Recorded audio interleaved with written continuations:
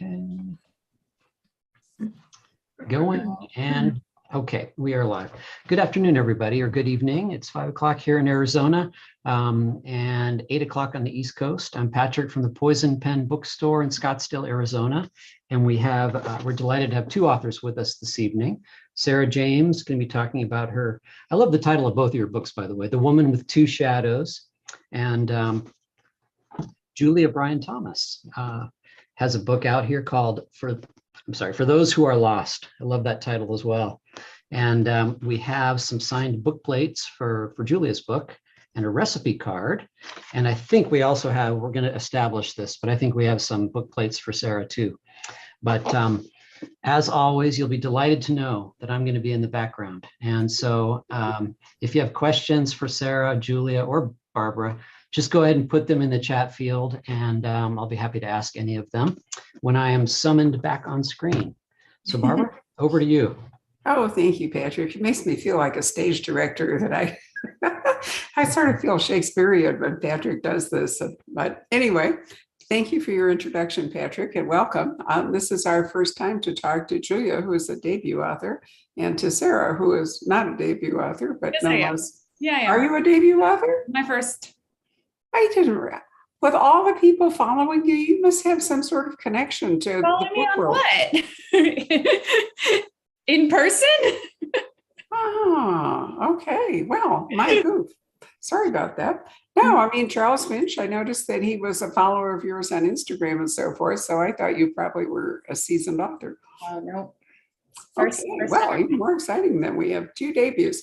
Now, these are both stories that are set in World War II, and they are part of or contribute to what seems to be an absolute raging storm of women's stories set in World War II, as opposed to the military novels and, you know, the sorts of things that focused on the fighting. And I want to point out, and this is definitely true of source books and maybe true of a lot of other publishers, that there's a sort of cover code, at least for source books, in printing these books.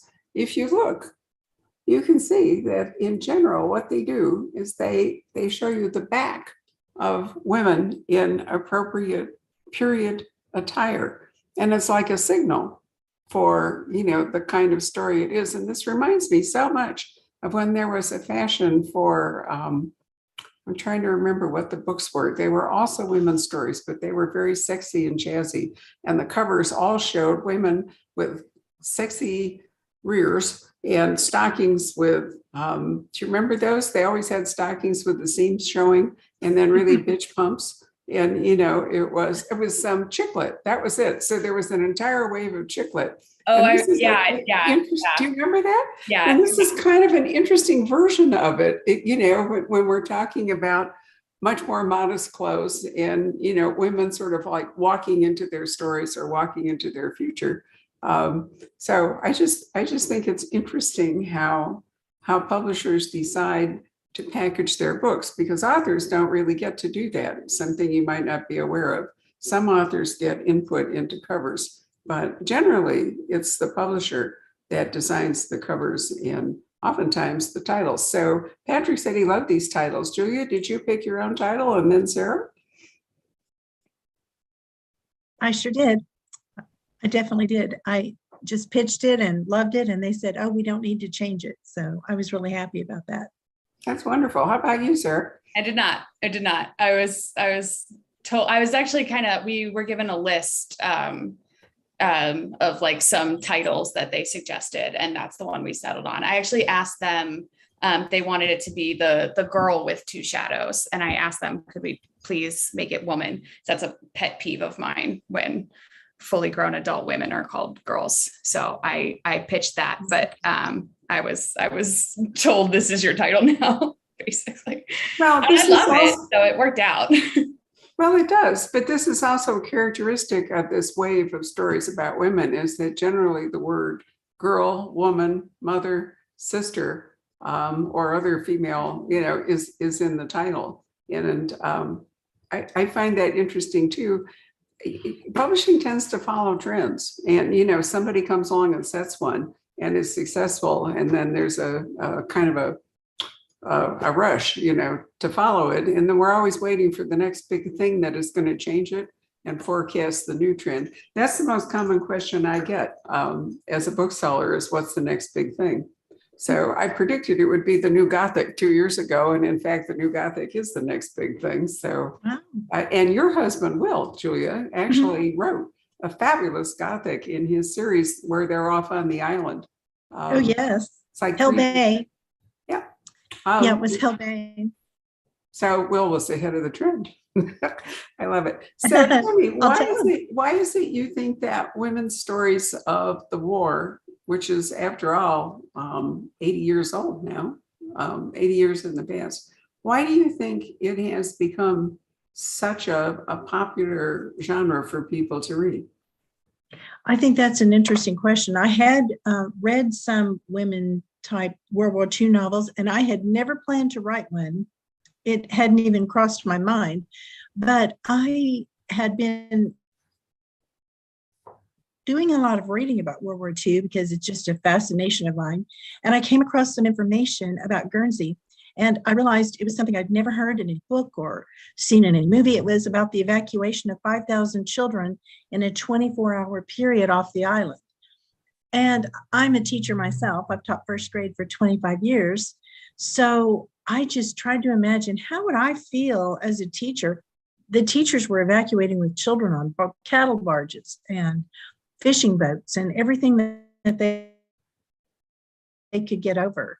And the people of Guernsey had 24 hours notice. So that was my hook into it. Once I realized that, that idea just wouldn't let me go. So it was just a more personal choice rather than, thinking about a genre. Yeah, like Julia, I did not really set out to write a World War II novel. I've just kind of always been really interested in the Manhattan Project. So that was like really the only interest that I had in World War II was in that world. But I think just to go back to the question, I think there's like just something interesting in going back to a period of time or like an event that we feel like we know and coming at it and exploring like a different perspective on it, because the perspective of World War II that's been told for the last 80 years is, the combat and the male perspective. And I think it's very interesting to go back and look at things from a different point of view. So many stories about World War II are really, the grand stage. I mean, they're political or military history. We can talk about Churchill's memoirs or whatever. And I find that the women's stories are, they're small stories. They all contribute to it, but they tend to be small and personal. And yet they remind us that even though this giant stuff was going on, that ordinary lives were still being led by people. They still had to, do the normal stuff. Big questions have came up yesterday when I was trying to remember who I was talking to yesterday. Sorry, every day I'm talking to somebody at least once. We were talking about the difficulties of policing during wartime and policing in London. What do you do, when criminals are almost enabled to pursue their nefarious activities because the police force, a lot of the good ones have already gone off to fight. Who's left, to actually look after the city in so many ways. And many of these stories have been set in book environments like the Last Bookshop or whatever. So I find that to be fun too. Anyway, so landscapes. Let's talk more about Guernsey, Julia, because it is indeed a wonderful island. I think we knew more about Jersey, don't you think? Because there was a big Masterpiece Theater thing about the Jersey Lily Langtry, and her, relationship with Edward VII, who was certainly a man who enjoyed many female relationships, but she was an extraordinary woman. And so Jersey, I think, is in many ways better known. But if I'm not mistaken, isn't Guernsey a larger island than Jersey? It is a larger island. And at the time, during World War II, there were 40,000 people who lived there. While you were talking about small stories of women, it made me think the small stories are the common stories, and those are the ones we relate to. Those are the ones, it's the bird's eye view of the people on the ground, and we can really empathize with them. But Guernsey, you're right, is a little bit lesser known, but it's a beautiful island from everything that I've heard. I've been in Western France and I've been in Southern England, but I haven't made it all the way over there. I'm going to have to do that one of these days. Well, it is lovely. When I was there in 2019, one of the things we did was we hiked much of the way around the island, which set us up to have lunch in the main city. I can't remember what it's called at the moment, but there, you might imagine that seafood would be, sorry? St. Peter Port. Thank you, St. Peter Port, right. Yeah.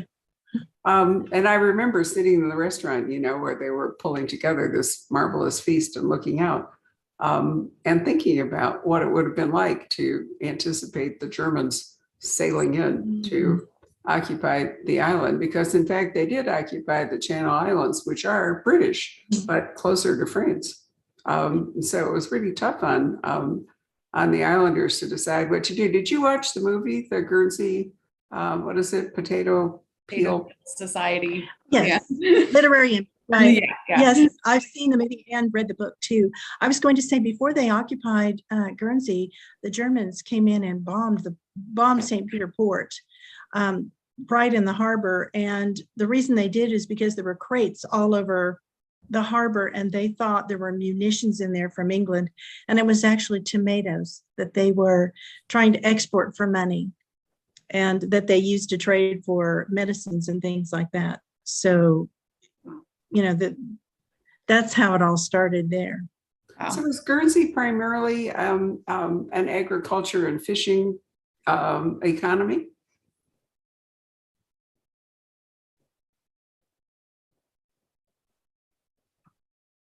It is. And in the summer, in the pretty months, they come over from France and, from across Europe. And so they're bustling a little bit in the summertime. People love to come and paint all across the island because it's so pretty. So the Germans didn't occupy it for military reasons. It was just like a stepping stone towards England, but they weren't acquiring munitions factories or anything. That's right. Right. No. So Sarah, what is it about Oak Ridge I moved to Oak Ridge with a husband who went to work at Y12 in, a chemical engineer in 1965. And they still had, at the entrance to the town, they still had, the patrol gates and, the gunnery, with gun slots and all the rest of it. And the town had grown quite a lot from where it was. It's set in the hills. It's kind of isolated, although it's quite near Knoxville. So in a way, I'm interested that it wasn't a very developed area. And the plants were still the big plants, Y12, and I can't remember, what's the other one? It's X or something. X10. X10. Yep. X10. We're still going strong, and there was still a whole thing about, not, you had to be vetted. There was a whole big security thing that went on if you worked there. I remember the FBI coming to the house and, quizzing me about our family and my husband. And, they did these kind of checks. So it was 20 years on, but it still felt, and people's memories were very active about what it was like in the war. So what drew you to it? I mean, I was just very interested in the idea that you had Los Alamos, where a lot, kind of the big, Oppenheimer and all the big names that we kind of associate with the Manhattan Project were. And then you have this town that not as many people know about being connected to the Manhattan Project, where kind of just the business of it, the work, the factories and the actual kind of, I don't want to use the word grunt work, but that's that kind of the necessary business rather than the big science. So I was just really interested in that element of the project, because I felt like it wasn't something that that I'd ever heard about before. because the towns were put together in secrecy and so suddenly to develop the Manhattan Project, they had like 2 or 3 housing plans. That was it. And they had these prefab houses that they would come in. And what was really weird for me is that many years after I left Oak Ridge, I went to Los Alamos, and it was exactly the same, the houses and all, but people had begun to modify them. Yeah. But nonetheless, it was so creepy, to have lived in the middle of that. Our first house there was one of the old ones from the 40s that had hardly been updated. And then to find it up on top of the mesas in a completely different landscape, wildly different landscape. And Oak Ridge grew like way more than they really anticipated. So a lot of the housing was like really slapped together there because they had just so many more people come that they needed to work than they had ever thought about. And today, because of the roads, being expanded, the highway system, Highway 40 Interstate 40 is not too far away. It's almost like suburban Knoxville. But it wasn't then. It was much more isolated in the 40s. And it's really surprising how it was kept secret. We've talked about that, and Julia, you would know that about England, like the code breaking project. People really took it seriously when they signed the state secrets policy. And before social media and all, it was actually possible to build a whole town like Oak Ridge and nobody and send people to live there, and yet nobody really knew about it. It's so funny because sorry, I didn't mean to cut you off there, Julia. I work for the city government here in Los Angeles, and I was just like a couple of days ago at a bar, like loudly talking about all the things that the government was doing, that happened that day at work. And I was like, man, I would not have cut it. That's it. I just lost it's really the war. True. I don't think that is possible to keep those kinds of secrets today with social media. Everybody has a phone and finds it irresistible. We actually had a scandal here at the Mayo Clinic when one of the surgeons operating on a very personal part of a man's anatomy was so entranced with his tattoo, he took out his phone and took a photo and posted it and, ended his career. But that was a real intrusion into patient privacy. But I thought, my first question was, why did he even have a phone in the operating theater? And why didn't anybody catch it? Do we frisk people now? So, it's just such a difference, isn't it? It seems so unsanitary. They have to scrub and everything. What are you doing touching a dirty phone? Well, but even more interesting is the fact that it seems so much a part of him. It's almost like a third arm or something that nobody even checked. And then if you go back when they were constructing, Oak Ridge, today everybody'd be there with a camera. Pictures. Yeah, totally. So different. All right, so let's go on to talk about the choices. Your characters have to make very interesting, very painful choices that really alter the course of their lives and the course of other people's lives. So Julia, as a teacher, you think that must have had extra resonance for you, that you're talking about a teacher who had to make a decision about what would happen to her 2 charges as forced on her really by her sister. I do. I really identified with these characters, both of the characters, actually. One who's in charge of 2 children that she's taking on a strange cattle barge to get across to England, where she has never been before, but also the character Ava, who is the children's mother. So my book kind of focuses on 2 different women, the one who escaped Guernsey before the occupation with these 2 children and what happens as they get separated, and the woman who's left behind, and talking about what it's really like to live on an occupied island, what it's like to lose all your freedoms, what it's like to go 5 years without knowing where your children are. So the Red Cross was supposed to contact them as frequently as they could, and sometimes they did, once or twice during the war, but they just didn't have the means. They couldn't keep up with that many children, so many people evacuated during that time, and some people just got lost. And so that's where my title comes from. Near the end of the book, they're discussing the pastor of the churches, and all the churches had been, vandalized and ransacked and just practically destroyed. And as they tried to rebuild their lives, and pastors would come together and say, let's have a service for those who were lost. And, it may have been through death or separation or prison camps, but it was just a powerful idea to me to imagine not seeing my own children for 5 years, or what it would be like to be put in that position to be responsible for someone else's children. So you have a boy that's 9 and a little girl that's 4, if I remember right. Mm-hmm. And indeed, the mother and father have to decide in a 24-hour period whether to send their children off to England. And they're okay with it because, well, they're not okay with it. They agree to do it because their teacher is the one who's going to be responsible for them. But then the teacher's sister, who is trapped in a terrible marriage, decides that her one chance to get out of it, because, divorce wasn't common in those times either. It was really difficult.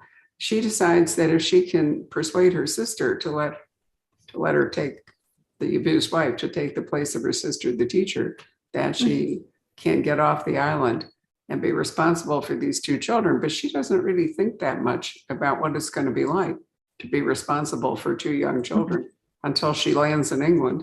And then all of a sudden, there she is. There she is. Yeah. And then the mom left behind not only loses her children, but her husband is off. And so there's a whole exploration of what it would be like to have a sympathetic German. So you covered a lot of ground in this book. Oh, I did. I wrote it actually pretty quickly too. I just got so excited. I worked on it over the pandemic summer, because as a teacher, I was sent home from school in March, and we didn't know when we were going back. We didn't know, what COVID was going to mean for all of us. We were trying not to get sick. We were washing our groceries and everything. So I decided, I had been playing around with just some casual ideas, and I thought, what if I pursued this? And I sat down to work on it, and I just got into just the history of it. I love history anyway. I had been reading Eric Larson's book, The Splendid and the Vile. It's like that. It makes you go pick up 4 other books so you can find out a little bit of another piece of the puzzle. So I really enjoyed working on this and exploring what all these characters went through. It was fun writing from a 9-year-old boy's perspective as well, which is something I've never done before. But as a teacher, of course, I've known a lot of little young boys in my time, and that became one of my favorite parts of the book. He's a very brave boy, and it's true that the war forced children to grow up really fast. We kind of forget now how fast people had to grow up. I mean, back in the Middle Ages, girls were considered marriageable at 12. As soon as they started menstruating, it was, time for them to get married and be in charge of families. So basically, we had teenagers, raising babies. But people didn't live that long, so they had to kind of get on with it. Sarah, twins are always interesting. So Yeah. Yep. So how did your novel come to you? How did you conceive your story? I had actually started as a screenplay. My master's degree is in screenwriting, and this was the first screenplay that I wrote in that program. And they did not start as twins, but somebody in literally like my first semester, first screenwriting class, and I pitched this idea of a woman who goes to Oak Ridge to investigate the disappearance of her sister.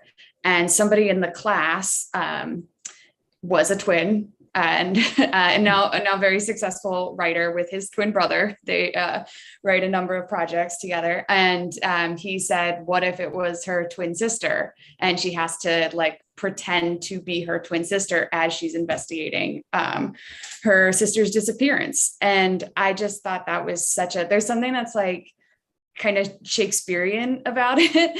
And I really love, I'm a theater person at heart. And I just loved the potential of having her have to literally pretend to be her own sister. Thought that was it. And it allowed me to kind of get into some of the things that I'm really interested in terms of like, how do we see ourselves and how do we like present ourselves to the world, and what does that reaction look like? So it was a fun idea.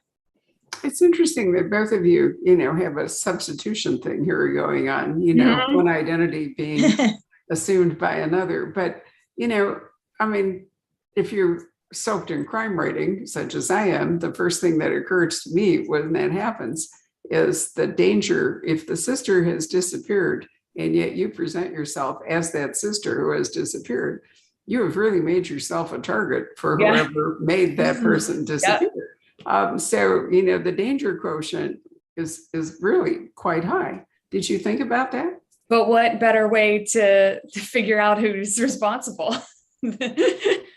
Well, no, that's totally true. But, it does mean that you have to have, today you might have a security detail, but what did she do to protect herself when she assumed this role, or did she even think about it? I mean, I do think, I honestly thought, like reading Julia's book, we have kind of similar protagonists in that I think they kind of get swept into like a moment and make a decision without really thinking through like all the ramifications of that decision. So I do think like the moment where she doesn't like go in deciding to be her sister, what happens is she's arrived in Knoxville. She can't figure out how the person she was supposed to meet who was going to take her to Oak Ridge didn't show up. She's not sure what to do. And then she runs into some people who mistake her for her sister. And they're like, oh, it's you, come with us. We're going back to Oak Ridge. And so she's like, well, this is like my only shot, so I guess I'll do it. And without kind of thinking through all of the danger that she's really putting herself in. Although at that point in the story, she's not really convinced that there is any danger. Well, no, that's certainly true. And the additional thing is that you can't just go to Oak Ridge. Right. I mean, you have to have some sort of badge, permission, passport, whatever it might be, but you can't just stroll in as though you were, going to shop there or be a common tourist. So you're right that probably her only channel, to get into Oak Ridge would be to assume her sister's identity. But did she have any validation of that? Did it require, any sort of badge or paperwork? I have her, I mean, I don't want to like. No, we can't go any further than this, right? Well, one thing that I did think is funny is there's a scene in the book where they sneak out through like a hole in the fence at Oak Ridge, and my editor was like, I don't know if I believe that. That doesn't sound like it would happen. And I was like, that's literally something that I pulled from somebody's autobiography who worked at Oak Ridge, that there was a hole in the fence. So, anytime the government's involved in security, there's always going to be ways to get around it because government work. Walls throughout their history, walls have always been breached. I don't care if it's the Great Wall of China or Trump's Wall or whatever, or the Berlin Wall. If you have a wall, then you always have somebody who's, wants to breach it.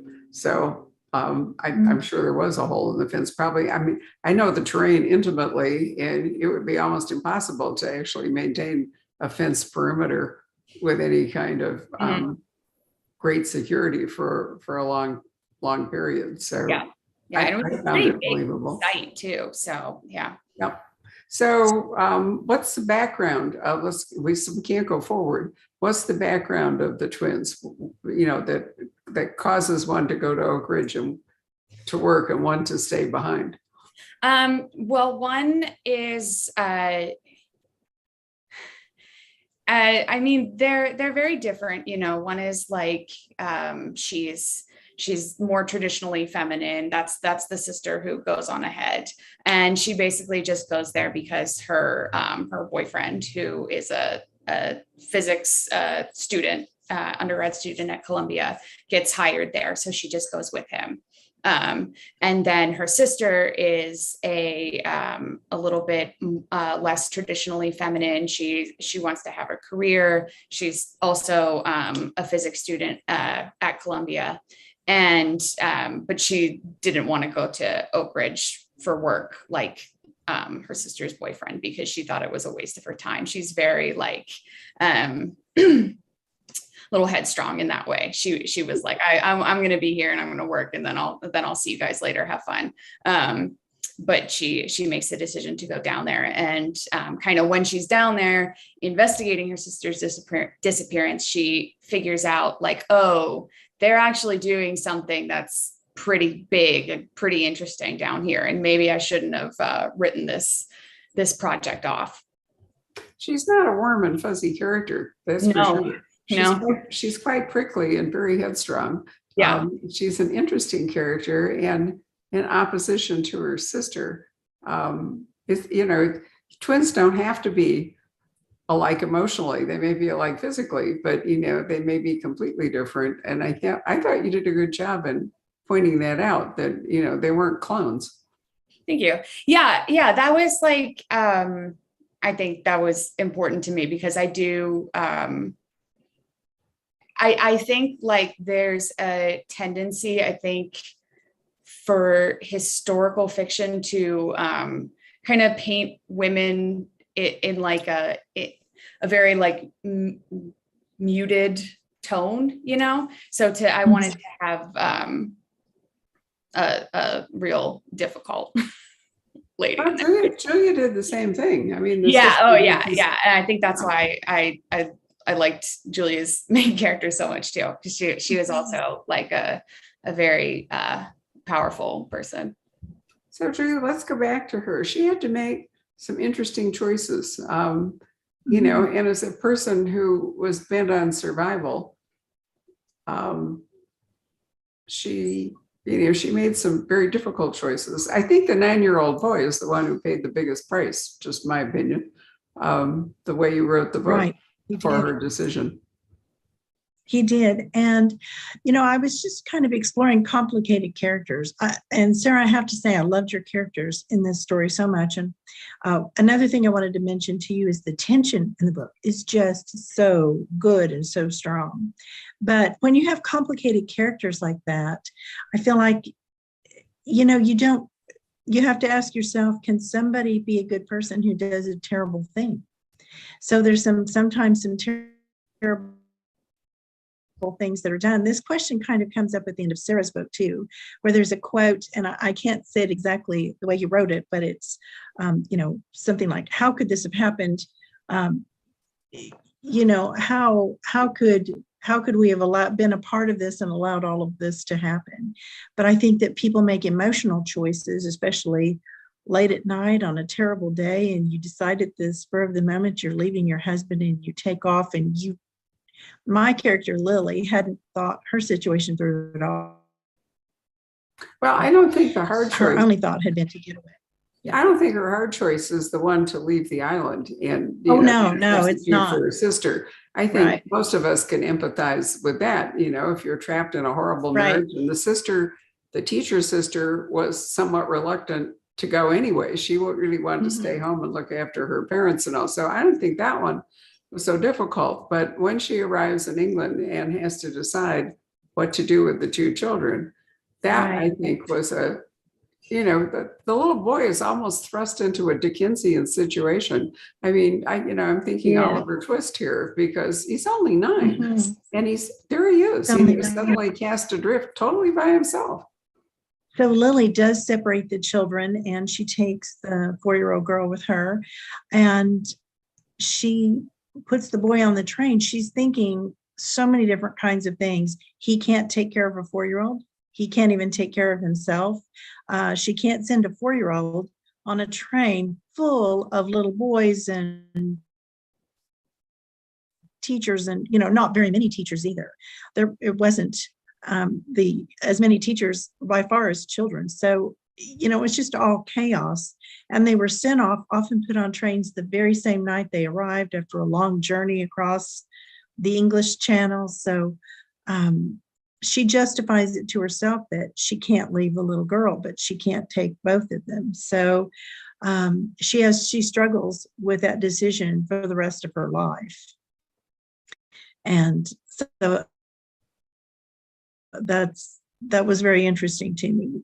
She told me, during the writing, I'm a good person. I want to do this. I want to help with the war efforts. But what we know about her from just the very beginning of the story was that she was capable of doing something no one should ever do.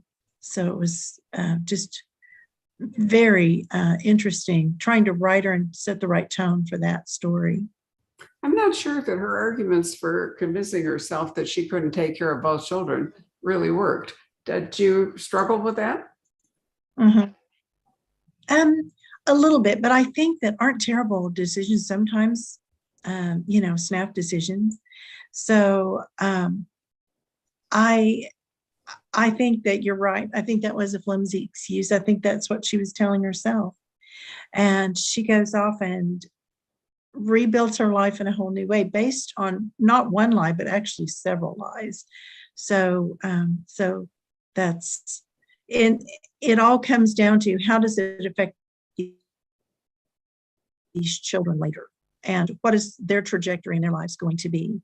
How did it affect them? So it was very exciting for me to write the end of the book as I told what happened in the intervening years, so we could find out what really happened to the kids and how they felt about what happened to them too. And that I loved the end of your book. I don't want to give it away too much, obviously, but I feel like sometimes when you have that kind of long explanation, it can be so unsatisfying. But this was I loved it. Oh, thank you.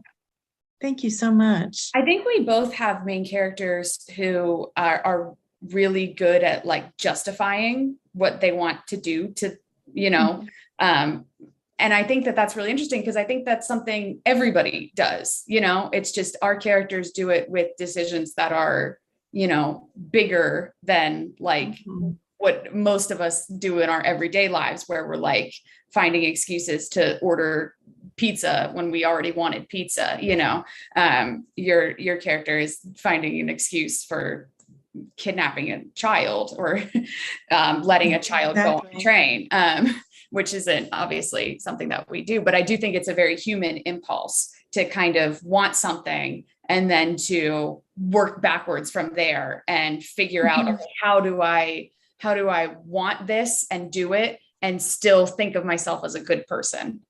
Mm-hmm.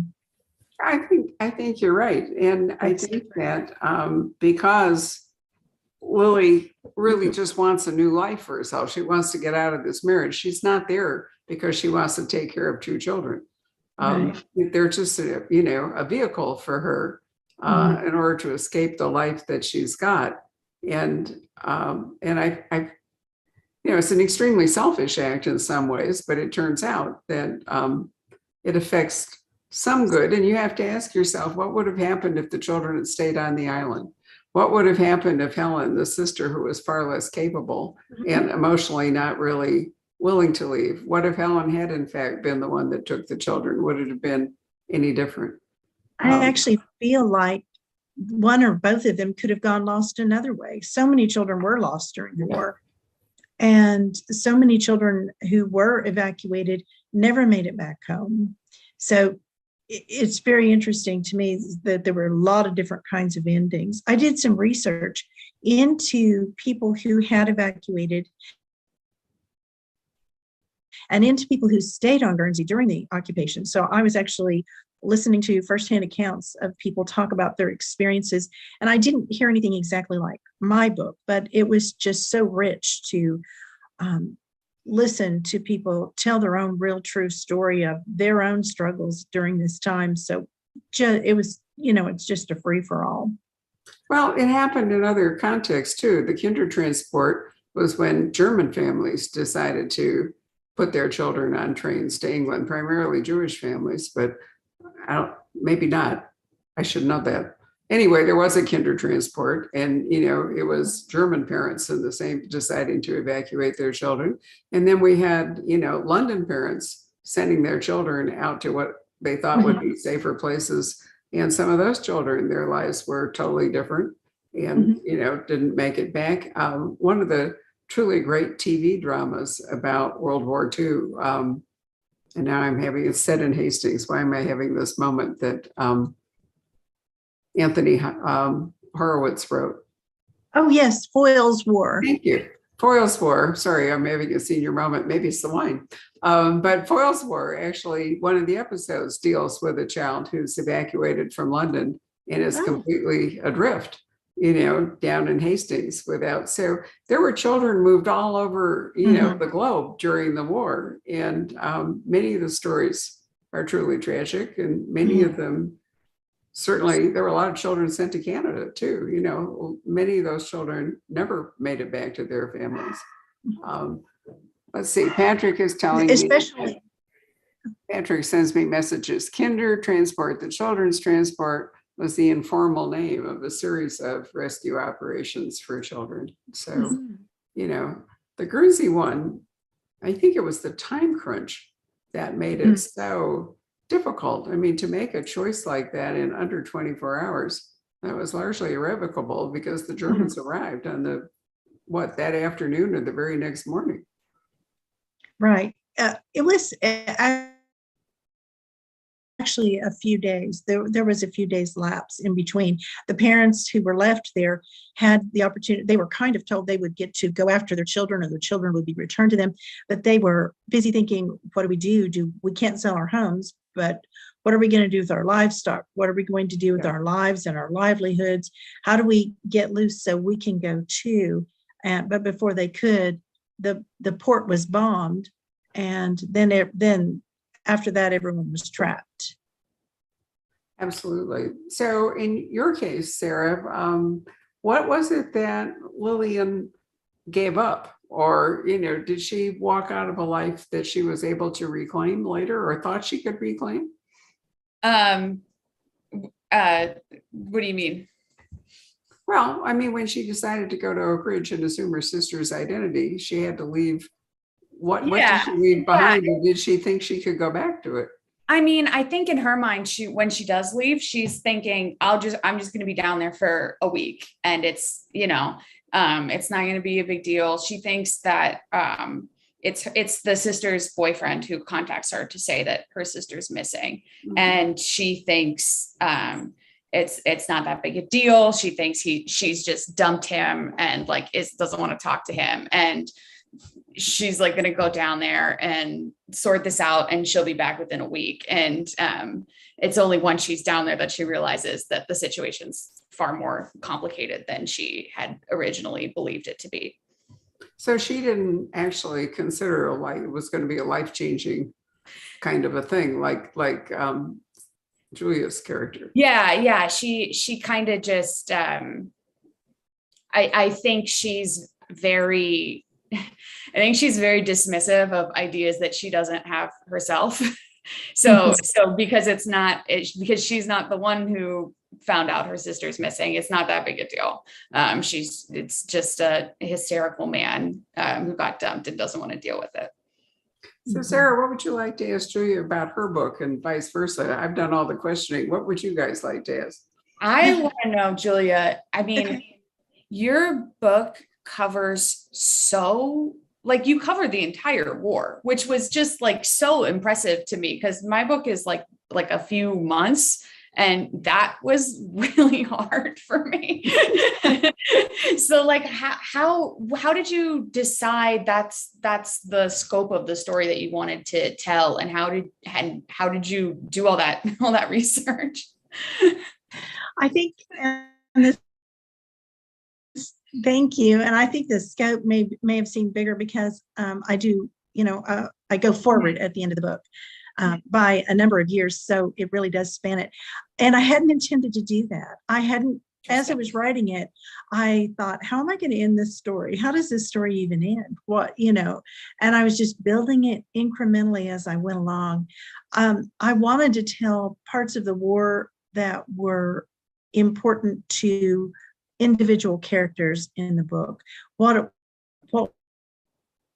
was it like? I wanted them to feel like you were stuck on an island, and with soldiers who were stuck there too. So it was just so interesting. And then for Lily, who got away, her life was different. But what was it like? Even Cornwall, where she was, there were bombings there. There were blitzes in that part of the country too. So I have to say, the most excited I felt writing it was when I realized what the final chapter was going to be and who was going to tell that. And then getting to put all the pieces together, that just, it's just like there was a puzzle with a bunch of missing pieces in it, and getting to put that all together was so much fun. So anyway, I read a lot about World War II, as I said, and I was trying not to cover a lot of ground other people had done. So I hope I was successful in doing that. Okay, I have to ask you a question now. I loved your book. It was so interesting. And right off the bat, you have this math equation, and that, I'm thinking, oh, I'm an English person. I'm not a math person. All the math, all the science. How did you prepare for something of that magnitude in a book? Oh, poorly is the answer. That equation, the process of getting that was like such a headache. And then what I had to do recently was figure out how to say it out loud to tell the person recording the audiobook. And I was like, oh, I don't know. What do I do? So I was like watching, as a lot of, just in researching the book, a lot of, I have literally the Idiot's Guide to Calculus. That's good job. Desk. A lot of like YouTube, like that's I don't understand how people wrote before the internet, because I could not do it. But like everything's on YouTube, so there's all these like lectures of like actual theoretical physicists like doing very high level lectures. So a lot of it was just kind of listening to that, even though I didn't understand it, like listening to it long enough that I could like kind of parrot it back in like some way that hopefully was half believable.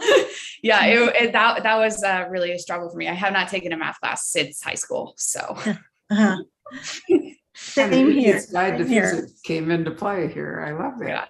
Yeah. Well, that's true. That was a really, Julia, you're so right that a lot of Sarah's book, the fascination of it is the science. And I think it's a real gift when a person can explain science with or without understanding it much themselves to an audience and make it interesting. I never really loved early Tom Clancy. I know other people were devoted because I didn't really care about the military hardware and how it worked out and all. But over the years, and now we're kind of an epicenter of books like that.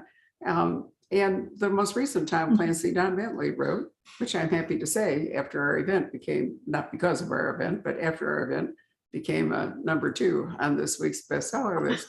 He has a real gift for making all of that interesting, and understandable for somebody like me who really could care less what kind of weapon it is or how to deploy it. I think that's a real gift that fiction can give to people, as opposed to some kind of a manual. So Sarah, you did that really well. Thank you. It was, I think it's like when you can do it in the service of the story, that helps. I was literally just thinking about this. I saw Top Gun Maverick last night, which I love, but there's all these like, airplane specifics that like I don't know or honestly care about, but because they're presented in such a way that it's like part of the plot and like furthers the, the character's arc. it becomes so much easier to understand the kind of technical details because they're part of a larger story. Right. That's a And good you don't want the pacing of the story to suffer, Right. as, while you're doing it. So it is a real art to manage to convey the technical aspects while keeping the story moving along. And that was definitely hard for me because there were parts where I was like, okay, I need to have like a page where I'm just like setting up science stuff, and like you have to bear with me because it will pay off. But it was difficult to kind of walk that line for sure. Well, there's kind of a parallel about sex scenes.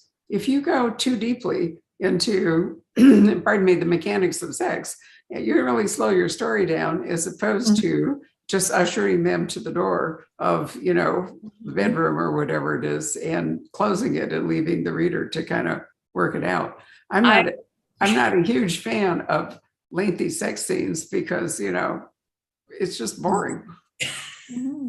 I will say, if I had one note for Julia, I wanted a little more expansion on the sex scene. There was like one line Julia had, was like, and they made love, and I was like, tell me more. The modern Regency novel is compared to the old one. I know, but well, we all make choices, and mechanics come into play in so many different fields that we have to design which will work. So Patrick, why don't we call you back in our Shakespearean fashion here and see if you have any comments or questions. Let's see here. You came in with sex scenes, so it was a great entrance point. Let's see here. Well, not too many real questions. There's a question about research that you've both kind of dealt with a little bit, but can you both give us some insights into your deep dive into history? Any tales of that process? I love maps. I have been a map reader since I was a little girl. I love atlases. And I just, as a child, I would just pore over maps and daydream what was happening in those places. So I still feel like I have to be really connected to the place that I'm writing by visualizing it the best that I can, by doing research. Like I said, I listened to both video interviews and I read books by people. One was even a child, just to try to hear it in their own words, what that must have been like to go through. And I read everything about the time period. I love movies, especially, all kinds of movies, but World War II movies. Oh, and I love Top Gun too. Wow. It's so good. So good. I mean, sequel? Tom Cruise, right? Yeah. So, it was so good. And you're right about how they made something technical understandable because it folded so neatly into the story, and that's what you did too. I really liked that, Sarah. Great job. I think like researching historical fiction is so interesting because to me at a certain point it felt kind of like scrapbooking. Like you'd like read like one little tidbit and you'd be like, oh, that's, I need to put that in there somewhere. It's like you kind of like collect all these little like moments and facts and like lines of like dialogue and stuff and just kind of collage them all together. But then also at a certain point you have to like let go of like the full historical accuracy. You have to like realize your number one job is to tell a compelling story. So it's a very interesting, because you obviously want to do a lot of research and you want to get it right, but you kind of, my like tactic was kind of to do a ton of research and then just kind of stop and then go. And I wasn't continually trying to like research and grind and keep up with it. Cause at a certain point it's, if there is a historical inaccuracy, and I know there are a few in my book, like where some dates that I fudged a little bit, but it's in the service of telling a story that's compelling. So Sarah, I can imagine your screenwriting, that's what you're really interested in, help you with that? Because I mean, a screenplay doesn't have room for For a lot of research and digression. So did you find that that helped you move along? For sure. I think the screenwriting, I definitely entered my screenwriting program. Like, I love homework and I love like history and research and details. And that program also, because it was like a very, I guess, industry focused program more than like a, more art centered program, I guess, if that makes sense. So it was a lot of teaching me how to kind of prioritize. Like you have to tell a story first. Like I remember one advice in like in one screenwriting seminar we had, somebody in the class was like, I feel like that's too much of like a movie scene. And the professor was like, but you're writing a movie. So I think that's, I think sometimes like if you're, you have to remember you're writing something that is entertainment at the end of the day. Mhm. I can imagine that your manuscript, maybe possibly both of you, would have little parenthetical things saying, look this up, make sure I get the detail right, things like that. Yeah. No, mine says don't. Don't look it up. Don't go down the rabbit hole. Or if you do, don't tell me about it. Did either of you see that movie? It's World War I, but that Peter Jackson made called They Would, oh gosh, what was it called now? They Would Not, Barbara, do you remember it? I don't. Incredible. My turn to look it up while you're talking. Yeah, They Would Not, Okay. oh shoot. They Would Not Live Long or something like that. Anyway, it was a documentary that he put together and he painstakingly recreated all this amazing footage, World War I footage that was in the archives. And a lot of it was done, when you see the footage, it's usually sped up and they're moving really fast and with hand crank cameras. Anyway, the reason I bring it up is that it's an incredible documentary, but the only narration in the film is first person accounts by World War I veterans. So they tell the story because they, in the 70s, I think, the BBC collected this vast archive of oral histories by World War I guys. And so you really get an amazing perspective on what it was like. It's called They Shall Not Grow Old. That's it. Oh, It is a documentary that runs for 11 hours and 39 minutes. So you think it was sequential that you watched it. I saw it in the theater. It was only a couple hours. That's interesting. Did you? Yeah. Oh, I'm sorry. I can't read. 1 hour and 39 minutes. I beg your pardon. I had Yeah. a little blank. It must be the wine. No worries. I mean, he did that Beatles documentary that was like 8 hours long. That's so true. Not outside the realm of possibility. Yeah, Now, right. we watched the end of it. We watched the first part of it, and as John Lennon got more and more stoned, and the whole bit, we kind of left the middle behind, and we cut to the rooftop. That final thing really was interesting, and the constant brooding presence of Yoko Ono was so creepy.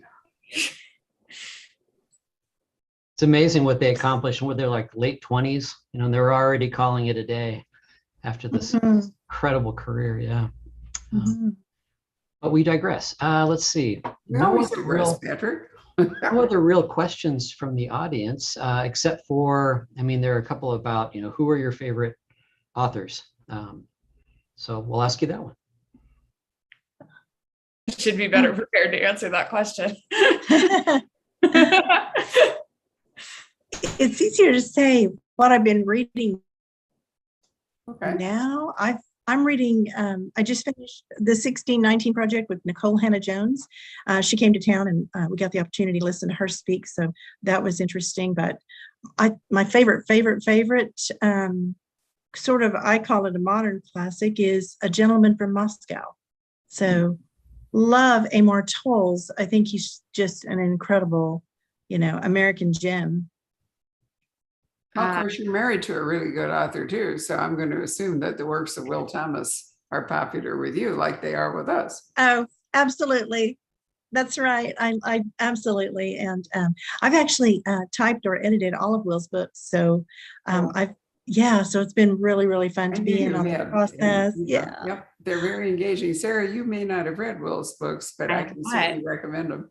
Yeah, I will do that. I've also written down A Gentleman from Moscow. It's just that title. I'm like, oh, I'm intrigued. Oh, what's so good? He's from Moscow. I really like, I mean, I feel like the author whose books I just devour any time there's a new one is Tana French. Like, I just cannot get enough of Oh, those. yes. Dublin detectives. I love like when two Mhm. people solve crime together. That just is like my sweet spot. Into the Woods is my favorite of hers. Do you have a favorite? Oh gosh. I mean, it's really interesting because I read The Likeness like shortly after I turned in this book. And I was like, oh, it's really interesting because it's kind of a similar premise. Like she has to pretend to be somebody in order to solve a crime that happened to that person. And so that's probably my favorite, just because it's a subject matter that I find interesting, or a device I find interesting. That's the one that she was promoting when she came here that one time, Barbara. I don't think you were in town for some I reason. wasn't. Unfortunately, I have yet to Yeah. meet her, even though I'm the one who, Into the Woods was one of our first mystery Yeah. collector books a long time ago. And I had to bully our English partner into getting enough copies signed in order to make that work for us. But Yeah, I I got thought to that was a interview her. really wonderful book. Yeah. And she's an It interesting is. writer because she doesn't do just all police procedurals. Yeah. You know. Mhm. We're talking about Kate Atkinson with another writer. Have you read him, Sarah? She might enjoy her stuff. Really, really smart. So if we don't have any other questions, let me ask the one I always liked. And what is it you're working on now? Because one likes to think that now that you've published a book, you're actually going to write another one. Well, I've actually finished my next manuscript. It is set in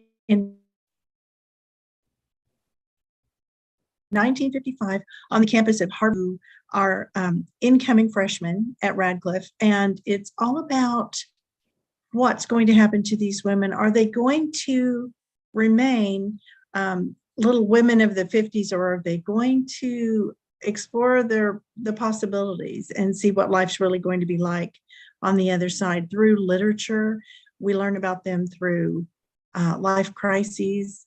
So I'm very excited about it. It's really I fun. was actually accepted at Radcliffe, the class of 58, had I wanted to go. I went to Stanford instead because I didn't want to go to a women's college.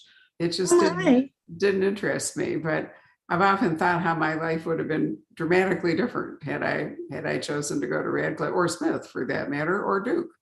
All of those were possibilities. But This was set in 1956. So Okay, just well. about that time. Could have been a character in the book. I could.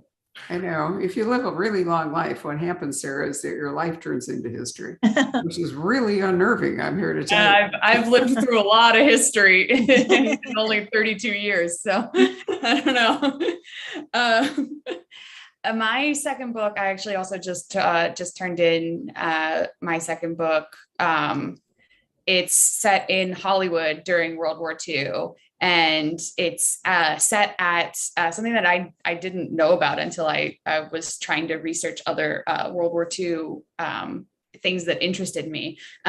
In Hollywood during World War II, Betty Davis and John Garfield started a thing called the Hollywood Canteen, which was just a place where every night servicemen could come and dance with movie stars, and they'd have famous bands. They had like a whole Hollywood Canteen orchestra, and they served free food.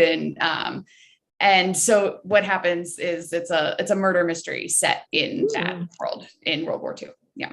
I love it. Do you feel like you're going to stay in World War II, or, is it just a sort of segue from this book to the new one? I didn't really want to do World War II. I was highly encouraged to do World War II. But I really found it, because after I wrote the first book, I didn't really say I was interested in World War II. I was more interested in the Manhattan Project, just kind of separately. The source books wanted like something else kind of in that World War II space from me. And I was like a little resistant to it, but I ended up really loving writing and researching and working on this second project. So my answer before I wrote the second book would have been probably not, but now who knows? Because I feel like I've unlocked a lot more interest. Well, neither of you has started a series, which means you've got a lot more freedom to write different things. You haven't automatically pigeoned yourself, in one particular slot. So that's really good. Well, thank you for spending time with us. It's really been a pleasure to introduce both of you with your debut novels to our readers. So I must add that while Julia's book, Those Who Are Lost, is currently available and on sale, Sarah's book doesn't actually publish until July 26th. And so we were encouraged not to sell it ahead of time. And I can't remember, do we actually have copies at the store, Patrick? We do, don't we? Sure do. Yeah. So we'll just sneak them out. And sorry, publisher, if you're listening to this. Because it'd be cruel to make people wait after they've listened to this conversation. But it was very nice of Source Books to let us have you both together for obvious reasons, since there's so many parallels that we've been able to explore. But anyway, most of you will find Sarah's book a little bit later than right now. So ladies, thank you so much. I hope everybody enjoys the rest of their evening. Good night. Thank you so much. You.